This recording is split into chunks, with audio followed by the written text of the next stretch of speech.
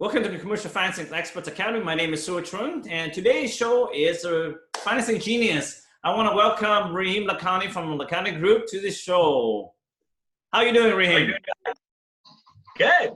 Thank you for having me. Hey, so today's show is all about you, and any questions you may have, this show is meant to answer your question as well as help our audience and so that they can learn something from this. So what do you have for us today, Rahim? So, what I want to ask is, right off the bat, you're training, a wide variety of commercial brokers, people who are in the residential world.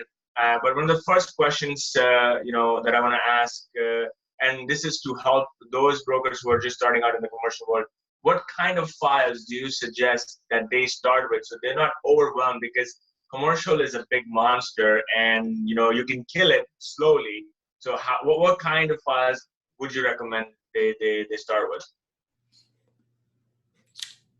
If they get any file, it's always good to practice on it, but don't do themselves. I strongly suggest to get a mentor or coach to help, because it could be a simple file or a complicated file and they don't have no idea. On a surface, everything looks the same. It's like, oh, it's a financing project, it's a financing property. But there's a lot of moving parts in commercial finance and that they may not be aware of. So I would say find something to help, no matter what kind of file it is. But when I look at my first batch that went through my program, what I suggest at the beginning was all the deals that you went and you put through to B lenders or private lenders for that matter. Look through it and find out the A- client or the B clients that have a decent credit score, meaning like 600 and above. It doesn't have to be 780 or 720. Commercial world 620, 640, 680. That's perfectly fine, right? So look at those B files that you put into B lending space or private. Maybe it's time to revisit them and get those clients out of there, right? Most of them are investment property, right? They're either investment property or some kind of land assembly or some kind of land play or land banking. One of these things. Perhaps it's already 6-9 months ago. I mean, it's over a year now because they can't get out, right? Yeah. Talk to them and see if we can find a way to move them out of there. So it's a smooth transition. You already have to file. It's nothing new to it. Now the executive summary part is changed, right? That's the only difference. So start with simple stuff that you already have and you're already working on, and try to get people from that space down to commercial. That's right. Really okay. Yeah. Well, very well said.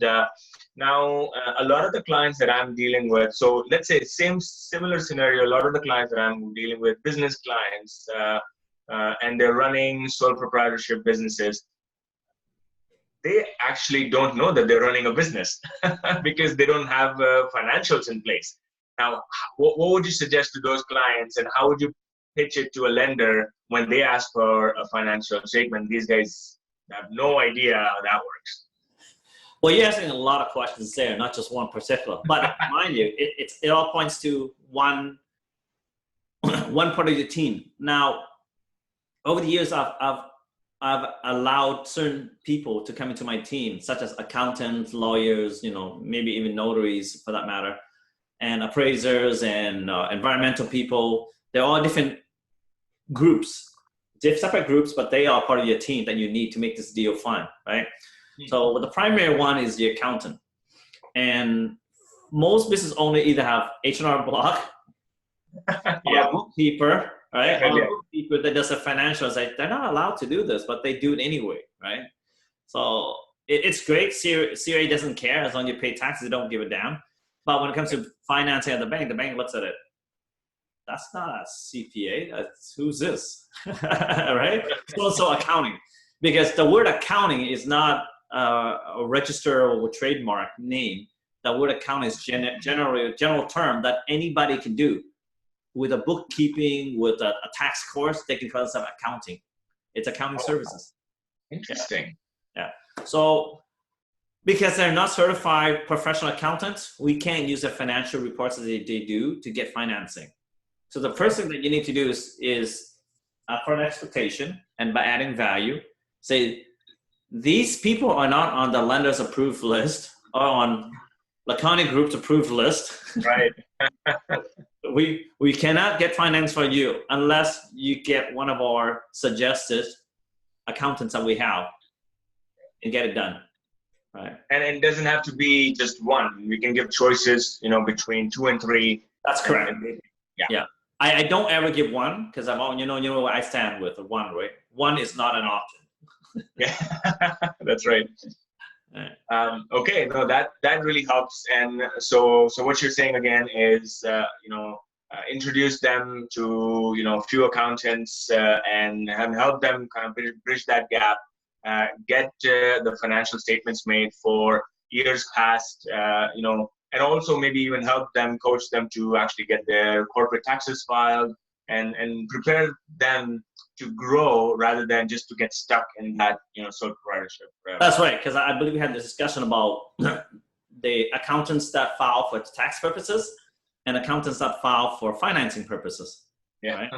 They're two different ones. Right? They're two different ones. The numbers don't look the same. Even though the revenue and the revenue is identical, it's the end result is big difference. Right? It could be day and night.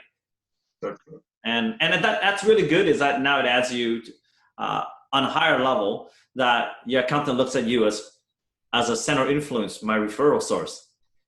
Yeah. Wait until you get the referrals back from them. Oh, Rahim, this client needs your help. I have their permission to send you 3 years with an accountant to prepare financials. Oh, lovely. Send them. Right? Yeah. You don't need to tell them you need the financials done properly. They already know. Yeah. Walk in the park. It is a walk in the park when I get those. Yes. I was like, yeah, it's doable. Okay, so the last question I have for this video is most people, especially in the residential channel, give the utmost importance to personal credit bureau. How is that different when it comes to commercial financing? What importance is given to personal credit versus what is being used in the business commercial side of things? Well, let's talk about on the residential side. When you see somebody have recent late payments, like credit card, whatever, say we're just past summer, people take summer vacation, June, July, they go overseas. Oops, I forgot about paying my bills or online when I'm over there. I'm having too much fun, right? So now they come back. They're what, R2, now R3 perhaps? Already, yes. Already. So it's recent. And that punishes their credit score from a high 700 down to 620. Mm-hmm. That's pretty much a write-off with a lot of lenders, probably 90%, right? So because the residential side looks at revolving credit, especially some recent ones, as doom and gloom, or they call that the incoming end of the world kind of thing. Yeah. It's like, oh, it's going to get worse and worse from this point onward. They assume the worst case scenario. It's downhill. It's only downhill from here. Yeah. And you don't give the person basically a second chance or give them reason to explain their position, what exactly happened, right? Right. So that's on the residential side. And when you go to commercial side, as I mentioned in the workshop, that personal credit file is somewhat important, but it's not the end of the world. Because I've had I've had clients that have recent situation where the family fell apart, and the wife went nuclear on the guy, spent all the money and didn't even tell him, and racked up his credit card max limit. And he has no way to pay it off because they're in such a bad situation. Yeah, so that was bad. R2, R3s for 3-4 in a row, 3-4 times in a row. So talk about that he's trying to keep up, but he's so stressed out. He doesn't even care about his credit card at this point, right? Yeah. Those situation comes and they look at us and say, well, in the residential side, it's done. It's like 600 credits, beacon score. It's not going to. they have investors to answer to, right? Oh, for sure, yeah. Because it's highly reliant on personal credit. Whereas on the commercial side, simply put, it is important, but the only time that has a huge impact is when it's an installment loan or a mortgage late payment. Revolving late payment, they don't really care. They're not really concerned. I've had recent collections where it's paid off. They don't mind. So give me the written form, it's paid off, and we're okay with that. Okay. Whereas if it's a recent collection from any source on the residential side, it's like, oh my God, this is not a good sign. This guy does not pay his bills. Yeah. Yeah.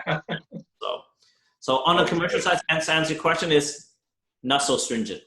Right? As long as you can probably prove that this is a one-time thing, it's pummel his credit score from a high 700 or 680 down to 600, they can see that, right?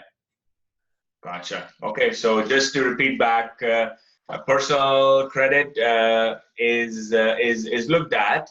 It's not that it's never looked at. It's looked at. Yes. But mortgages and installment late payments are the major ones that are looked at. Not so much on the collection sides. And given that the property is sort of being qualified for the commercial loan, it's more the quality of that particular project. The property or the project is more important. Yes. Yeah. Perfect. Okay. Thank you very much for that.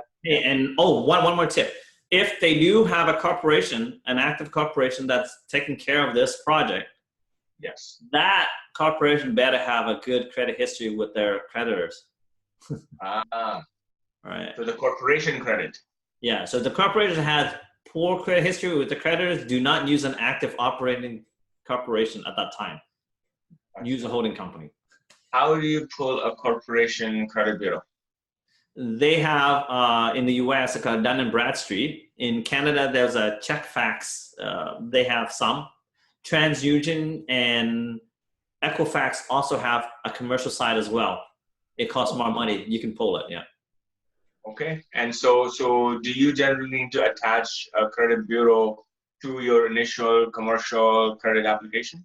I only do that on the personal credit file. I don't do it on the corporation typically, because I've always strongly suggest to all my clients to purchase everything outside the operating company and the holding company. So use your brand new holding company, have no credit history. Okay, I see. So, okay, makes sense. Yeah, well, it's clean. As far as I know, it's clean. Yeah, it was just born yesterday. That's right. Okay, perfect. That answers the question between personal and business credit. Thank you, Sua. All right. Appreciate coming on here, Rahim. And feel free to use this video. And for those people who have more questions, can also now ask you or to come forward and see me. And, YouTube video there, you can comment below as well too. So anybody have comments, I usually see it and I respond to it. Okay. Subscribe to the channel, and any future videos that Rahim and I will make together will be also added to my YouTube channel. You get first access to it as well. Like, comment below. We appreciate it. See you next video. Thank you.